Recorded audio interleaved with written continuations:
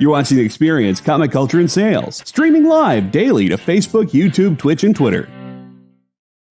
What's up, everybody? We got an excellent, one of my favorite people in comics joining us today. Well, everybody who comes on every week is my favorite person in comics, but this person in particular is my favorite person in comics. You will find out why in just a second. So sit back and get ready to enjoy another episode of Kickin It With Onrie, the live crowdfunding show.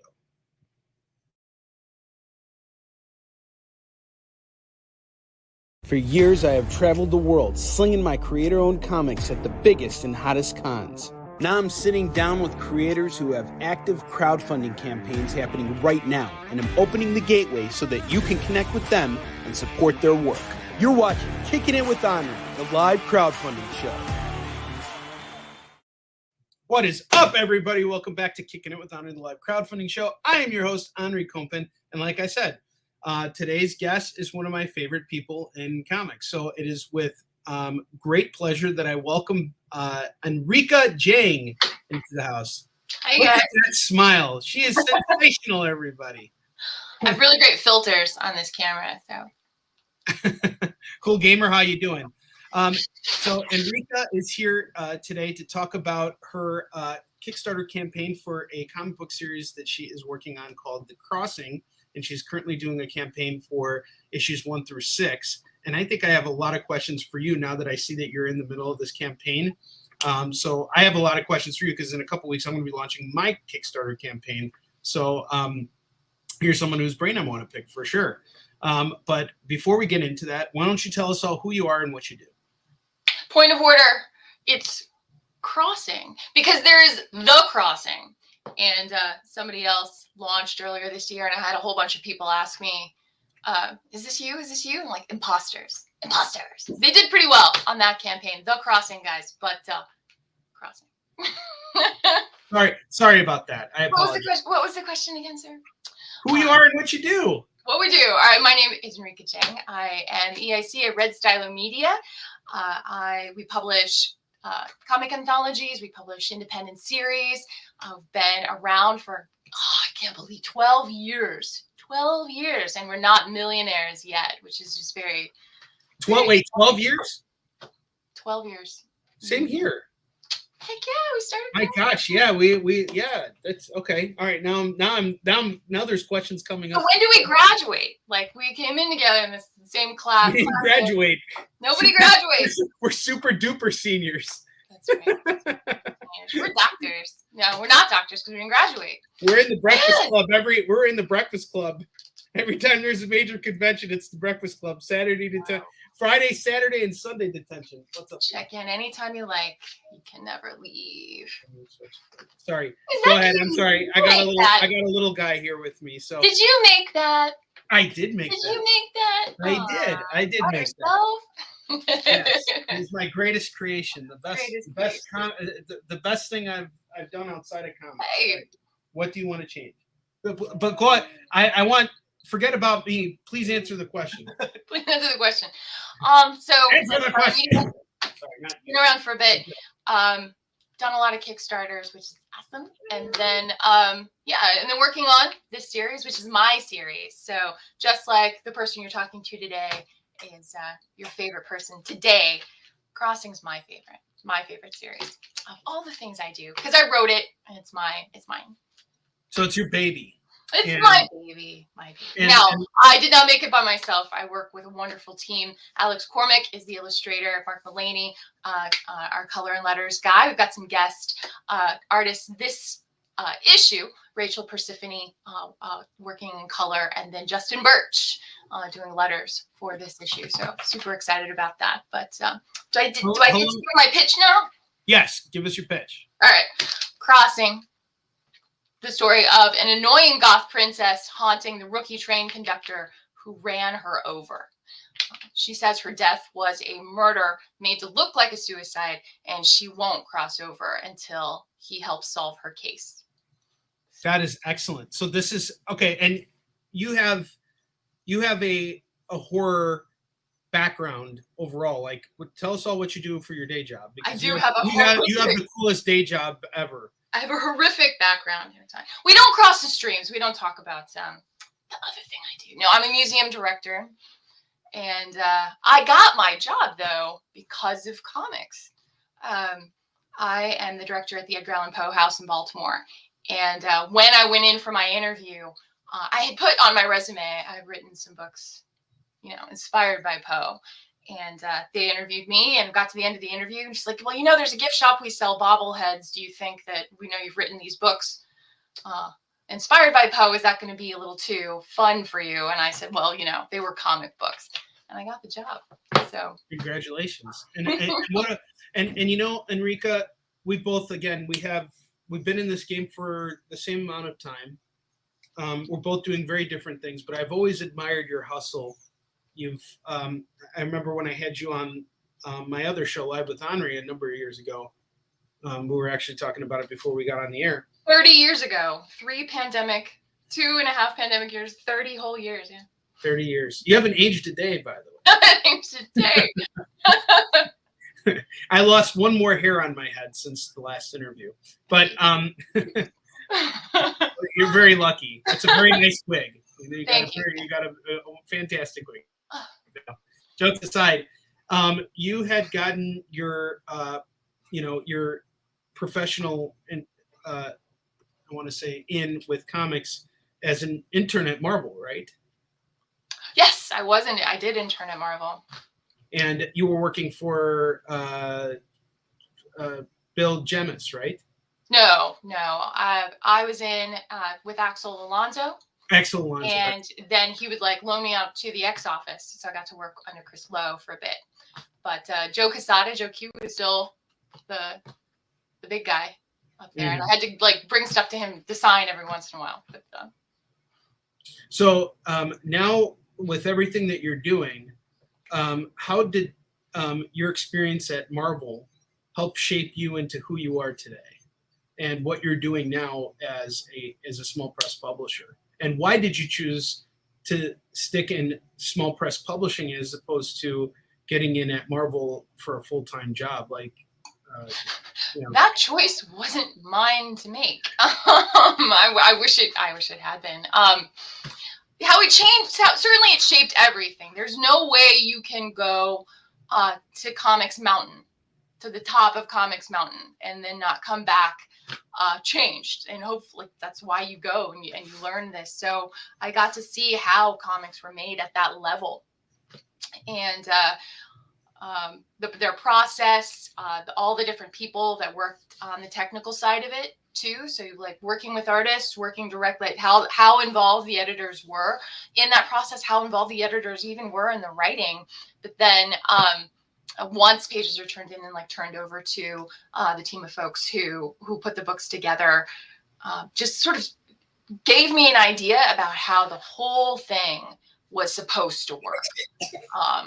But even in the years, my internship was, 15 years ago at this point, 14 years ago at this point, everything's changed so drastically in terms of digital, in terms of, I'm sure even the way they're hiring now, because this was all before Me Too. This was all before a lot of stuff that happened in the country, and a lot of awareness and a lot of just change in the focus and subject matter, and the politics of the country has shaped everything since then. So now, because I was trying to be hired later at a bigger comics company, Marvel would have been, I wouldn't have said no. But in order to get into comics as a creative, you have to, the best advice I was given was that you cannot be an editor as a stepping stone to a creative. And it was weird because I saw a lot of the editors also were on the creative side, writing books and doing stuff, but that wasn't what to aim for. And if anybody got a whiff that you wanted to be an editor because you wanted to create comics, you're treating their career, you're treating their skills as the stepping stone for creativity. And that was not going to earn any favors. So I knew that if anybody was going to take me seriously to be hired as an editor, I needed to work with other folks. I needed to be able to show that I could put books together and work with various people, not just on my own vanity projects, my own pet projects. So that's how started to make anthologies.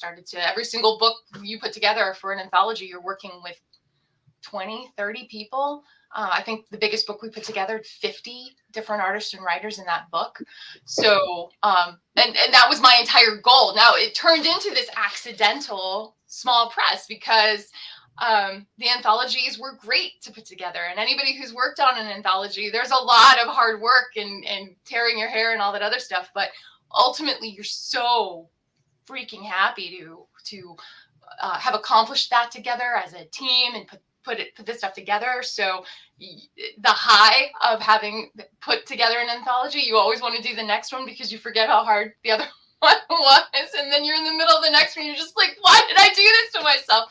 And then at the end, you have this book in your hands and it's amazing. And everybody's signing their stories. And that's just the best part. So it was this accident. My company was a total accident because you're doing these anthologies, working with these wonderful people. And all you want to do is you want to do that again.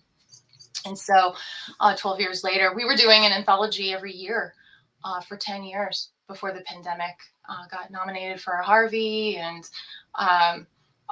doing other series too. But that's how my company started in small press. Now, I found that the whole thing started because I wanted to be hired as an editor, taken seriously as an editor. But I'm also a creator. And I stayed in small press just because I was also working on my own stuff. Now, my notion was that I was going to start pitching some of my stuff to these other companies, and I haven't pitched in a really long time. Even before the pandemic, I haven't pitched a series in quite a while. So there is a satisfaction in control over your project, and then when it's successful, and the success is just the book in hand, right? Like when you actually find that to be the congratulations moment. It's like, and I'll take this to having kids. It's like, congratulations, you have a kid. Well, now you got to take care of that kid.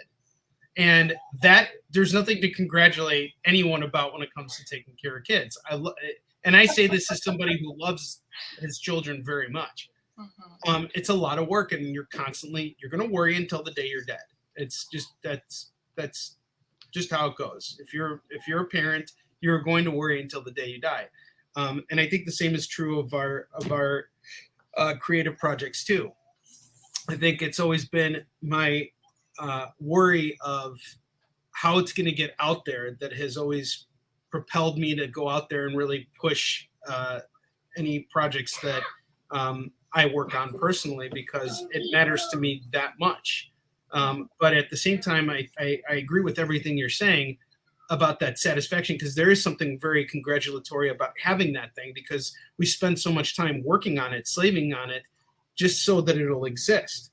And the process of making a child is much more fun than the process of making Nothing. I don't have kids. These books are my kids. Yes. That part, it's hard to say. Like, it is a process. Nothing ever really stops, right? So once you have your book in hand, I mean, yeah. Yes. I'm sorry. Family it's complicated. It's a complicated thing, I think. But even just, I talked about that change, like how things were so different when I first started, even up to now. The small press game is completely different, and distribution has changed. What's more than 360 degrees? Like, yeah, it's like a 720. Oh my gosh. It really has. Like, distribution has changed so much with, Lunar coming into the picture, Marvel leaving Diamond, Marvel and DC leaving Diamond. Well, I'm even just talking about, even for small press, like digital. Like when I started, it doesn't feel like that long ago, but it was like just 12 years ago. You were still selling people on the idea of digital books. And I was one of the diehards who I like real books. I like real books in hand, and I still do. But I was even resistant to digital books, digital comics. And now there are people on Kickstarter, that's all they'll buy. That's all they're shopping for. And it's not like they're the whole notion of, well, the digital should be cheaper than the physical book. Like, even that's going away. because people realize that this is how people read now. So there's this mistaken impression out there that your print books need to be uh, uh, uh, are more expensive than the digital, and the digital is cheaper and should be cheaper, and that's not content delivery anymore. You know, what's interesting too is my distribution methods have always been conventions, and that landscape has changed dramatically as a result of COVID and everything else that's going on that threaten it. It's a very delicate landscape right now for conventions. And coming back, like it's certainly not done, and some people haven't come back to show. Like I just was at San Diego. It was my first major convention by physically being at a giant show since the pandemic ended. It's not over. It's not. I had signed up for quite a few shows last year, and I couldn't bring myself to go. Like Delta hit, Omicron hit, like the work that, like my day job you mentioned and all that other stuff, all of that stuff, you know, keeping the museum open in pandemic and coming back and all that stuff, that took a lot of energy, and I couldn't bring myself to be okay with being in a huge sea of people anymore. And so this past week at San Diego was my very first time back at a big show, and San Diego did a really good job of like asking people to be masked, asking, like they made you show proof of vaccination or a negative test, and like that massive of a show had those kind of protocols, and it wasn't without its like hiccups and stuff. A lot of people waited a long time in line to get the wristband that showed that they were vaccinated, but it was my first time back, and that show was weird. Well, San Diego is a year behind because this is what conventions were like last year. Now most conventions, excluding San Diego, are all back to normal. It's like, you know, and I've done I want to say 6 conventions this year without wearing a mask at all. I did get COVID already twice. So but not since conventions. I got it once during the pandemic when there were no conventions. Oh. And then I got it afterwards when I was on a trip to Vegas without being at a con. And I've just kind of come to accept the fact that we're all going to get it. And I'm vaccinated. I'm triple vax, so I don't really worry about it anymore. I've had it. I know we're all gonna get it. I just haven't gotten it yet. Yeah, and there are people I know who haven't gotten it either. You know, my sister, for example, is very sensitive about it. She's like doesn't want to get it. So I totally understand anybody's, you know, apprehension about it. But as far as like the landscape of how we're distributing stuff, obviously, like what Sean is saying here. Sean Butler is a big fan of yours, by the way. You know, that he's discovering new publishers a lot more frequently now because of platforms like Kickstarter. And there is still a demand for print comics. There's a huge demand for print comics because I'm going to just say it like Stan Lee did. And I'm going to keep it family friendly, just like Stan Lee kept it family friendly. You know, I'm not even going to say it. Look it up online. Look up what Stan Lee says about print comics versus digital comics. One of my Kickstarter campaigns, like when we accidentally, like halfway through the campaign, realized that we didn't have enough digital tiers. That's when I knew, like, that's when I was physically, like, impacted by, not physically impacted, but like personally impacted by that shift. And that the person you just put, like, that's absolutely right. People are looking for indie now on a platform like Kickstarter. And it's not just Kickstarter anymore either, like Patreon or Crowdfunder or any of the other, Indiegogo, obviously, like those, that's how people are discovering independent. Yeah. And my sales shows, I make a huge effort to push independent comics because of the fact that that's what my customer base wants. Now, you go to my local comic shop down the street, he's got a short box full of independent comics. No one picks them up. So he says, people ask why I don't stock independent comics. So no one's picking them up. Right. And I don't think that the comic shop is necessarily the primary place for the independent comic, because what draws people into the comic shop is obviously the Marvel DC. The legacy stuff. The recognize, and it's not because it's better or worse or whatever. It's because it's recognizable. You know, having an independent themed comic book shop is very difficult without brand recognition. Yeah. Even if you had a store that only sold Dark Horse comics, no one would, even Image comics, right? Because there are only a handful of Image comics that are really brand recognizable. But a lot of shops now, even though they're stocking Marvel and DC books, they're still having a lot more sell-through on their independents, but everything is also dependent on the customer base, where people, you know, and that's true. Like what Kyle's saying, comic shops have to make a point of selling indies because it becomes a destination now. There are a lot of shops that don't stock indie. So when you are that shop that does, you become a destination now because people want to they know that they can get your book. And the most heavy hitting indie comic shops for me are in the city, you know, there's one shop maybe about 30 minutes from me that's also, you know, really indie heavy. But I guess Image set the tone, I think, in terms of packaging, in terms I agree with that. Comics. You understand logos, you understand they took a lot of risks into sort of different sort of, not the Marvel, not the DC kind of packaging for a book, and it made it intriguing. And I think more small presses in indie have learned that lesson. Like if you can package a book in a beautiful way,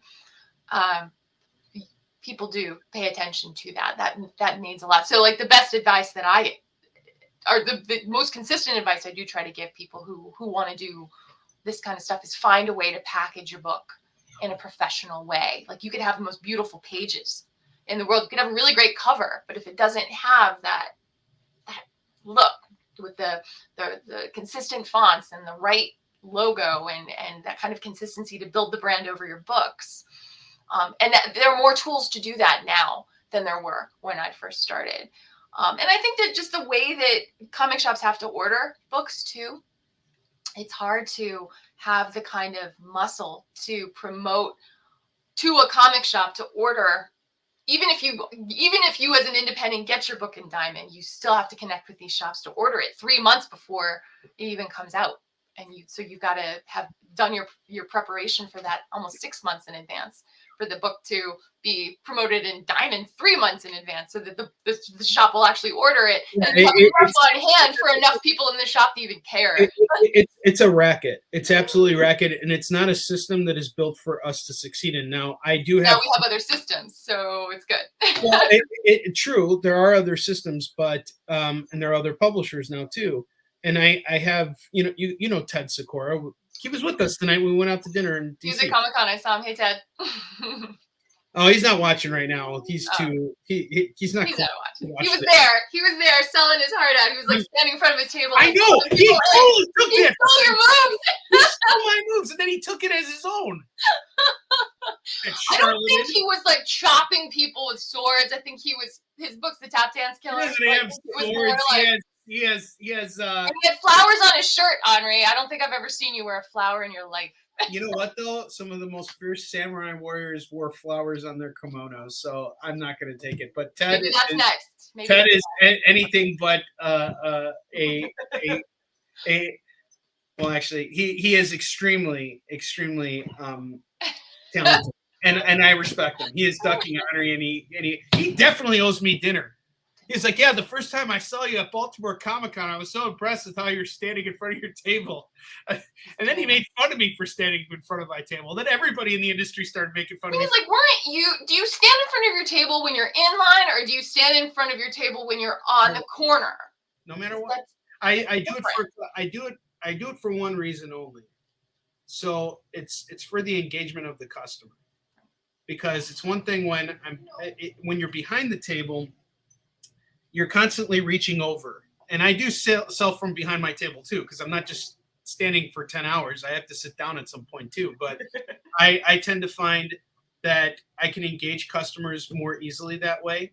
And it's purely for engagement. It's not for, and to provide the best service. Though, sometimes I've been told that, even Kyle told me that I can get my own way doing it. because you can block off people, you can do all kinds of stuff so it's not to say that it's the most perfect method, but it is a method of engagement. And I've been next to guys who stand in front of their table and we both work off of each other, and it's totally fine, because the thing is that you have to be very aware of your surrounding. You have to be extremely aware of who you're approaching and how you're talking to them. So if you're standing next to somebody who's in front of their table with you, you just have to be cognizant of the fact that when somebody is walking past them and they're eyeing their stuff, that you don't try and pitch them first. You have to really, everything comes down to eye contact. And if no one's looking at you, then you don't pitch them. You let them walk. If someone's walking right past your table, there's no point to try and reach out to them. What you look for is the eye contact, and you can say, hey. To be fair, the times I've run into you at a show, you don't even have a table. Like, you've got a corner somewhere and you're like working your corner. No, I got And the one time that I did see you at a show, when you had a table, you were at least at the end of the row. And so, but I would posit that if you are in line and somebody sees you jumping in front of their table, they have no choice. They have to jump in front of their table. Well, it's again, it's a very delicate thing, because I don't want people who are next to me to suffer in any way, because I understand how hard it is to be There is an etiquette to it. So, but if you're working, if you're at the end of your row, hey, work the row, man. Like, even if you have the end of a row, like people bring an extra table to like put on the corner there. That's just fair game. I think that's just. I'm aiming for a corner booth over at New York Comic Con this year, and that's really all I'm kind of waiting for. But shows are smart about that. They make you pay a premium for that, though. Most of the time, you got a corner booth, you're gonna have to pay that extra corner fee, because Onrie's working his corner. Yeah, I mean, here's the thing about the corner. The corner gives you multiple vantage points. You can hit people from two angles. You can hit them as they're coming from, down the aisle or across your aisle. So, but credit where credit is due. Like I had to learn this actually, because after years of shows, I've kind of prided myself on, I do engage with people and try to make eye contact and all that other stuff. And I didn't think that I had a problem until I saw you working, until I saw a guy like Russell Nolte working. And I realized I had very slowly over the years started to kind of sit back and then started to kind of check Twitter. And you don't realize how much you're doing it until you're next to someone who. I do not. I don't look at my phone. The only time I look at my phone when I'm at a show is just to, respond to a quick text. And you pick up these bad habits. You can't do something for a really long time and not have some bad habits. And you pick up this stuff, and you're not doing it on purpose. So you pick up bad habits without realizing it. And it's only when you're sitting next to someone who thinks and who's constantly hustling that you realize, okay, knock it off. I think it's also a matter of what goes into the mindset of what you're feeling. Like, for me personally, when I'm on a convention floor, that's when I'm most alive. Like, that's me and I say this to everyone, that's me in my highest and most dominant form. That's you go back to the room at night and just like huddle in a corner with your hands over your head. Yes, every night. That energy just has to go. Yeah, because the energy has to go somewhere. 100%. It's like you're inside, and yeah, I do. I mean, lately I've been forcing myself to stay out more because I want to network more and I want to engage with the people I work with. Like, Enrica, I consider you a coworker. Like we have been in this business. Colleague. That's right. We're not working for the man together. We're paying the man so that we can work. But regardless, it's like you're a colleague of mine. And everybody that I get to hang out with, and I'm really looking forward to C2E2 next weekend, because I'm going to be hanging out with all my colleagues and friends, and this is an important aspect of what we do too. Not because it's like, oh, you're going to network and this is going to be my end to Marvel or DC or whatever, but because it's like you're building you're building the foundation of your friendships, and you don't know where that's going to lead down the road. And those are the kinds of things that are important. But on top of that, it's like you're building your legend. I played this game last year that I was really obsessed with, Ghost of Tsushima, and throughout the game you're like leveling up your legend. And then you reach another level and you now have a different name for your legend. And that's really how I see what comics is. It's like you're building something bigger. To me, this is all a game. I absolutely love, and I'm obsessed with the game. And I want to learn how to be better at it. And it's very hard when you commit yourself on a full-time basis to doing it, because it's a lot of risk involved. And there are a lot. I was just talking with another creator the other day about distribution, and it's like, I'm not the person to ask, because my situation is completely different from everybody else's. Like how I got into comics and what I had to sacrifice in order to get in and stay in is not something that everybody else can possibly do. What I find very interesting about what you've done, however, is you use comics as a platform to help you find something that is stable and gives you that consistent income and allows you to continue doing comics, which I think is amazing. Me, I just want to stay in this. I just want to stay in this game. I can't see myself doing anything else. And it's not because I wouldn't be good at anything else. It's because I don't want to do anything else. I love this business too much.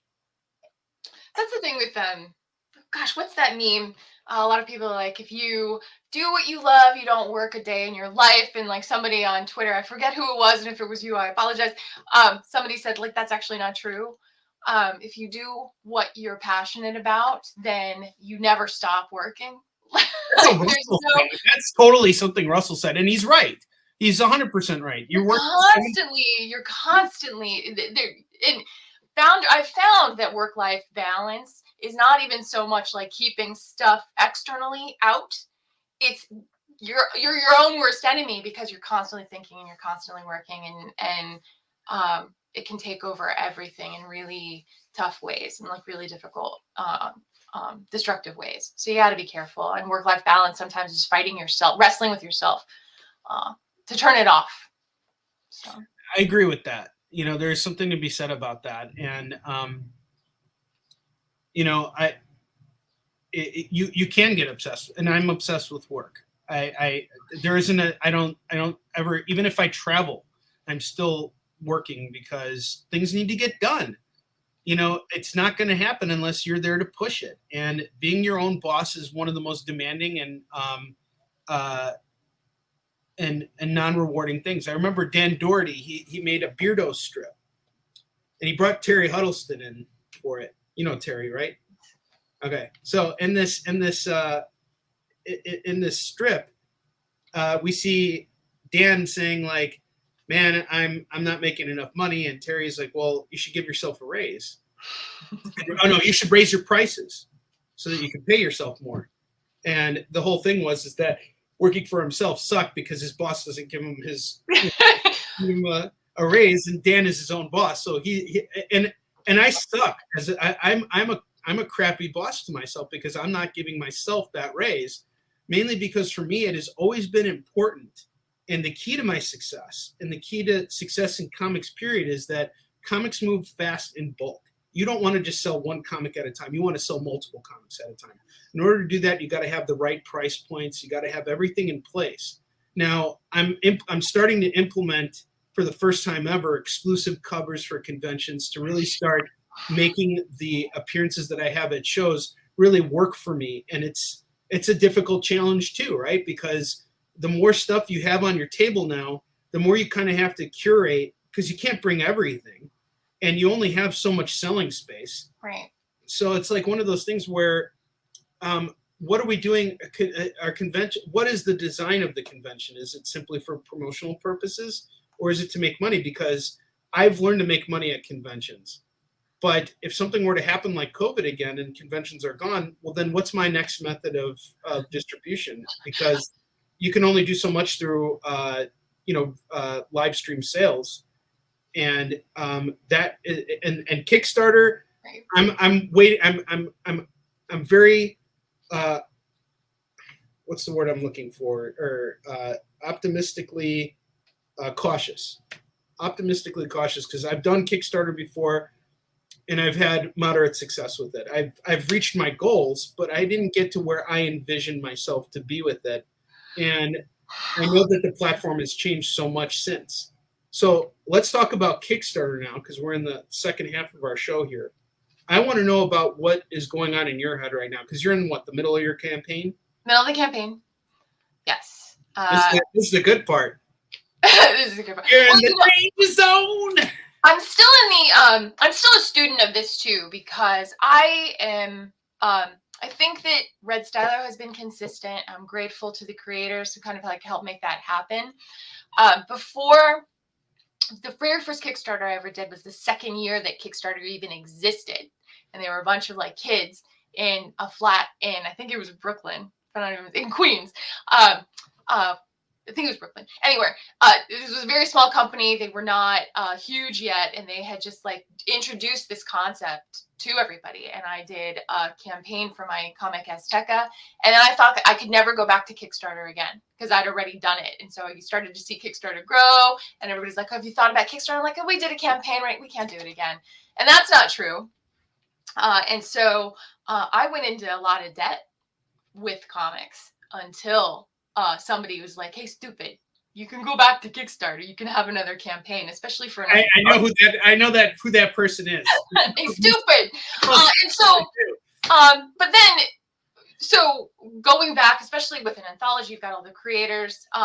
What I did, and again, I don't make bank the way a lot of our mutuals have, and so I'm still a student when it comes to this. And I think understanding the collector's market, we've done a variant with, like, we're doing a metal my very first metal cover now, and that is new for me. But I see a lot of creators, they do that investment of paying an artist to do that amazing cover, and then they're selling multiple comics as part of their campaign. But then I got a cautionary tale this past weekend where somebody who will remain nameless said that they paid $2,000 for a cover that just did not sell them as much as they thought. It was a giant name, $2,000, and they were out of pocket. Now they still have the art for their book from this fantastic artist, but it is a gamble.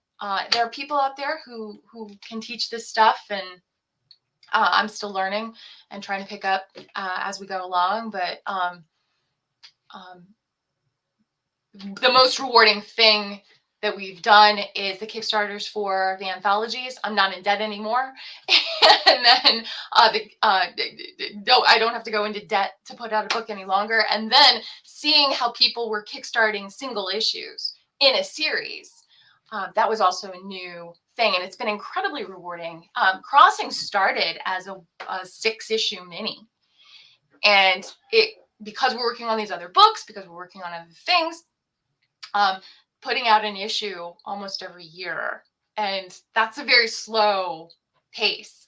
But because of the family, not to get too like cute about it, but the family we've put together with the backers who have followed us from the first campaign all the way up to 6, this story has grown. And because we had a reward tier one year where people, if they bought that tier, they could be a character in the comic, because I got a backer who was so completely outside my expectation for what this character was going to be. It sent the story in a completely different direction. And now we're going to have a second chapter because of the experience of growing the series with the backers. You get to know folks and you check in with them, and and the best, I get messages on Christmas morning saying, "I read your book again, I was at home, and when's the next issue coming out?" And that made my Christmas, because they spent their Christmas with me. Like, it was just this cool kind of synergy that happens in the relationship you do build with your audience as time goes on. That's different from a show. Some people come to the show and they even San Diego, we have folks that I make it a point to stop at your table every year. What's the next one? What's the next one? And that relationship is different than the Kickstarter audience, and it's just different channels of stuff kind of coming together. So this is the 6th issue of what started as a 6-issue mini, and then as the stretch goals grow, a new chapter completely sprung up completely because of the backers that we've had for this series so far. And I would not have been I wouldn't have predicted that was going to happen. I thought that all I was looking for was what this character was going to look like, and instead got a completely new villain. and it was pretty awesome. Well, one thing I want to say to everybody who's watching the show right now, if you haven't yet, back this freaking campaign right now! Look, click on that. Back the campaign. Do it. No, I do have. I'm a softer sell, Onrie. I'm not the hard sell. I'm not the wrangle you in. But we have presents for people if you back us. And if you back us this hour and you send me a message and say Onrie made you do it, I will console you with presents. So. Great. Gotta represent. So we do need. It's still rolling. Still rolling, and we've been. Yeah, I'm just so happy. And this is my series. So paranormal mystery and my writing and as much as I love the collaborative nature of this stuff, this is still my baby. So let it be trending. Hashtag Onrie made me do it. Onrie made me do it. I like my hashtag for Ted more, which is Ted can afford to spend more on dinners for Onrie.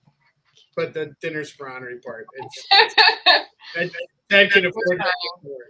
But aside from that, I've been on this journey, I want to say, since the beginning of this year, probably maybe even stretching back to when I first started in comics, which is how do we make money doing this? And how do we make enough money doing this to the point where we're happy with what we're turning over? And as our economy shifts and we see recessions on the horizon and inflation in the immediate, foreground, it becomes more challenging to figure out, like, what's that next step? How do we grow as individuals within a career where you are your own boss? Because when you love what you do for a living and you're making X amount of dollars, you can get comfortable with that. And that comfort is a dangerous thing, because that comfort can maybe keep you from reaching new heights and growing. So my question to you is what's more important? Is it the amount of people whose lives you touch? Because hearing your stories, I mean, of course, we all have that as creators, people reaching out to us and telling us how our stories have changed them. And it's all unique to each one of us, right? And how people are impacted by our work. But the idea is just to keep going with it, and to not only keep doing it, but this is work. I don't care what anybody says. Making comics is a lot of work, and we all deserve to be paid for what we do. Making comics, whether you're publishing them yourselves or yourself, or making them, whatever the case is, we essentially do this, we do it for the love of it. That's the first thing. But the second reason why we stay in it is because we want to reach a new height. We want to get to a point where we are successful, and we are that. Everybody wants to be the next comic book legend. Everybody wants to be the next Kevin Eastman or Todd McFarlane. Come on, that's why we secretly want to do this. I mean, and of course there are people who just want to make their comic and just say they did it, but that's more of the hobbyist. Whereas you and I, we've been doing this for 12 freaking years now. And how great would it be to be able to do this full time and be like Brian Pulido, where you're doing one Kickstarter after another, and you're raising all this dough just by constantly putting yourself out there and rocking it.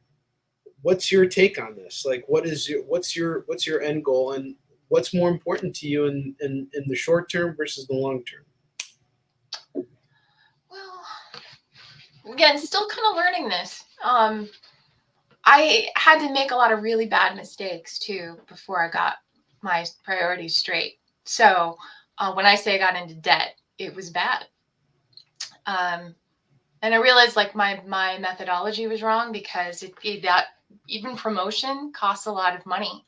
So it would be, back then it was impossible to, God, I can't believe I just said that. Back then, it was a while ago. This was before. Again, the world has changed. People are reading digital comics in a way that they just didn't when I was first starting. So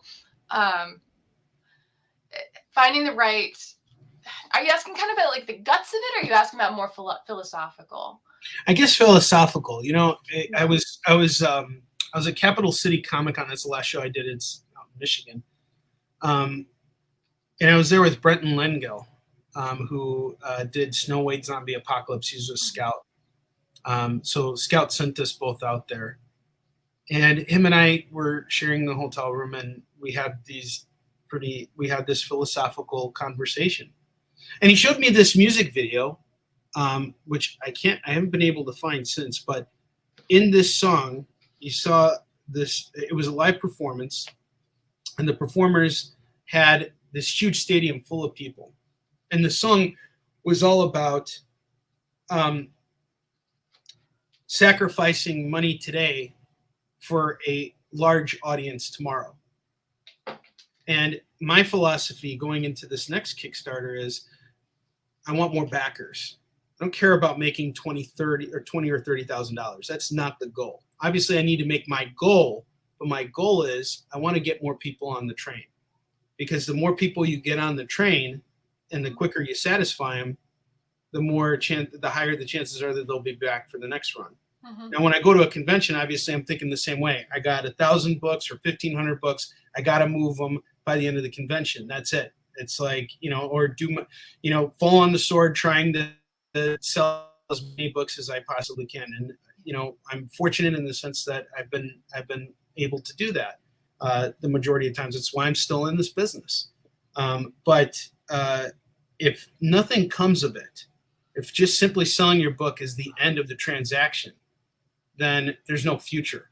And that's something that I learned as a result of COVID. So when I got back to doing conventions in 2021, you best bet that I've been really working hard, and Kyle can tell you this, I'm really building out that email list and really getting those emails. And the hit rate on the emails is very low, and I learned that from Tyler James's comics launch course, which I started taking. Yes, we do talk on the phone a lot. So much. But I Kyle is one of those, and you talk on the phone with Kyle too. No, I don't. 22 hours. He spends 11 hours talking to me and 11 hours talking to you. I don't talk to Kyle at all. Not if I can help it. Never. All right. Since I brought this upon myself. God, is that you? No, there's an interesting thing, and I wanted to. I made the comment, we talk on the phone so much, and what you're talking about. What Onrie is doing with Kickstarter and what Enrique is trying to do with Kickstarter is the same thing we're trying to do with the experience. Right? Yes. Like, I'm trying to do it with videos on the internet while you guys are trying to do it with comic books, right? It's about growing your audience, growing your brand, getting your product out there. So when we talk about, Onrie and I have long conversations about Kickstarter or, the future of the business or whatever, it's the same. I'm just, instead of going back to my artist and telling it, I'm going back to the other producers and be like, okay, this is what I'm thinking. And it's the same when I talk to Enrica about her Kickstarter or whatever else we're working on. When I was in DC helping her out at AwesomeCon, like being able to talk to people who are fans of an existing series taught me a lot about, hey, this is how you customer satisfaction. Being able to give them a little bookmark and be like, Kickstarter's coming or whatever, really got their eyes light up. Mm-hmm. So I think it's good to have this conversation in this way, and I don't mind having it at all sorts of weird hours of the night like I do with Onrie, or real early in the morning like I sometimes have to with Enrica, or Kyle, I told you never to call me here, okay? It's true. It's true. Hey, I put it in earlier. Being my own boss means I pick which 22 hours a day I work. So well, success for me would be selling the book even when I'm not there. If the book sells when I'm not there, like I feel that in this, especially in industry, I was teasing my brother who's in Hollywood that it's interesting to me to listen to industry folks in Hollywood folks.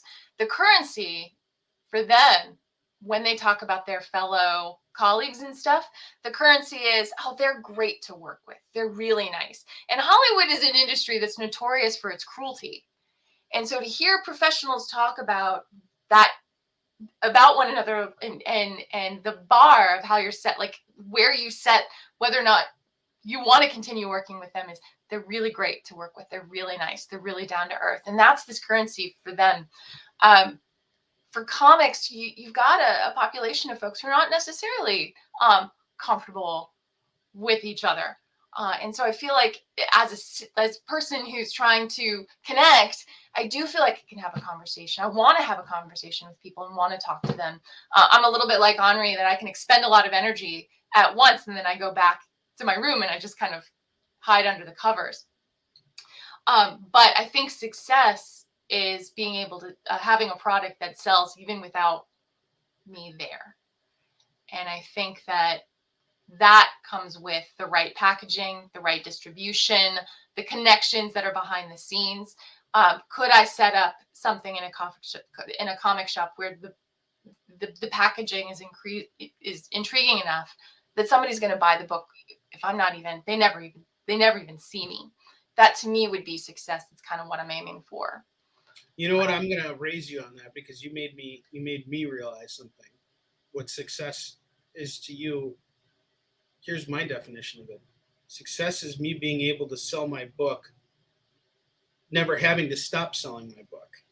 Like, meaning, once a convention's done, it's like the opportunity to sell mass amounts of my book are done. So figuring out the success for me is, how can I replicate what I'm doing at conventions on a daily basis remotely, 7 days a week? That's what success is. That's the journey now that I from what you just said, it struck me very profoundly. You guys didn't see it, but a lightning bolt just hit, and now I'm like, that's what I need to figure out. And that this conversation helps spark it, which I got to say, overall, we got like 8 minutes left before we got and I think even less, 6 minutes before Nick Barucci's original art show comes up. And you guys got to check that out today, because there's some original Spider-Man art from John Romita Jr. that's going to be going up for sale, which is really incredible. So be sure to check that out. But while we still have a couple minutes here, it's, that whole set of what our goals are as creators and how we can reach them, and how can we help each other reach them. By doing this, you're giving me a platform today to talk to folks that you didn't even know who I was until Onrie made me famous. Look at that. Onrie doesn't make people famous. Onrie didn't make anyone do anything, because I'm like watching here and I don't see that girl. So. Yes. By the way, guys, speaking of which, one thing I really like about doing this, and I've talked with Kyle about it, is a lot of the times when creators come on here, we tend to see that they get like at least 1 or 2 new backers after doing the show, which is something that really means a lot to what we're doing here on the experience. Virtual signings, which is how our show started out, was we had creators come on here. I would buy their work in advance, or we would sell their work together, and just kind of have that thing going. But what we're doing here right now on crowdfunding is directing everything over to the creators, so that you guys can support them and what they're doing directly. So please back this freaking campaign right now for Crossing 1 through 6. Don't be a buffoon and miss out on this. She's in the danger zone. Look, this is, how many days you got left? 15 days? A little more than that. Oh, God. You're in the worst part of this campaign. We're in the, though it's been, again, pretty wonderful because of folks. And it's pretty wonderful because, Onrie, here's the thing, and I'm going to say this to you. You give more than you take. You really do. You give. Hey, dad. Tell it to this guy. Your dad is a really good guy. He gives more than he takes, and he's very generous. So do you though, because I've seen your setups at conventions, and I see you selling other people's work. And you actually, that's how I met you, was at Baltimore Comic-Con. I remember you came up to me because you wanted to have some copies of Yi Sun Shin on your table, and then I bought 2 copies of your anthology from you, the That wasn't me, Onrie. I don't think. No, that was you, Enrique. That wasn't me, sir. I totally remember. That wasn't me. I do sell other people's stuff on my table if they're in the anthology. That wasn't me. Sorry. All right. Well, I met you because you were standing in front of your table when I walked past you in your book. That's how I met you. Many people will say that about Ted Sikora. I met Ted Sikora because how I met Ted. I met Ted. I met Ted through you. That fateful night. And just a quick story about Ted. Ted used to tell me that he would take naps underneath his table when it would die down at a show because he was so tired. And I was like, I remember that. Oh man, nap time. I'll give you nap time. Nap time's when you go back to your crummy hotel at the convention. I'm really amused that he still owes you dinner because the night I met Ted was a night that we all owed you dinner. Yes. No, actually, I bought dinner that night. Yes. Man, that was a hit. Someone made the mistake of saying, "I got this." I had a really. What were those olives? What were those olives we had again? I don't remember what they were called, but for folks who've never had them, they're a kind of olive where they take some kind of weird drill, they remove the pit, and then they spin the inside of the olive without breaking the skin. So when you eat it, it's like a soft grape, but tastes like an olive. Tastes like an olive. Yeah, really yeah. We had like they're fascinating and $25 and expensive. $25 an olive. I mean, it was really bad. But luckily, we had a really good day, so I was able to afford it. And yes. And I did buy you and Kevin. You bought donuts. Lunch the next day, and it was lunch at the convention, so it was just as expensive as dinner in DC. So. Well, that was the day I decided to get on a diet and not eat any donuts. So it's. Okay. But everybody else ate the donuts. So but all of that was the before time. No, listen, thank you very much. You were the only person who offered to buy donuts. Everybody else was not. You know, everybody and else. Coffee. You did. You got coffee too. No, thank you very much. We do have 3 weeks left on the campaign, and we're reaching for another stretch goal. And I got to update the page. No, we're doing. And I want to meet you guys. I want to know. Onrie made me do it. What was the hashtag? Onrie made me do it. So even if you back for $1, that is the other thing. Kickstarter is all about bodies. So it's money, but definitely bodies. And so we have a tier where you pledge $1, you get the issue 1, and I'll send you a present because Onrie made you do it. All right, excellent. Well, Enrica, we have to wrap this up now. I want to thank you for coming on here, and as always, you're always welcome here. I use 2 always at once. I'll see you at a show someday. Are you coming to Baltimore? Come on to Baltimore. I am coming to Baltimore this year. All right, we'll party in Baltimore. We are going to party in Baltimore. I'm looking forward to it. All right, folks, we will see you next week with a brand new episode from C2E2, which will probably be a pre-recorded episode. G-Town. Yeah. Chicago. Yeah, Chicago. We'll see you soon. Yeah, we'll see you soon. And Enrica, good luck. And in the meantime, guys, be sure to back her campaign. And thank you so much for tuning in.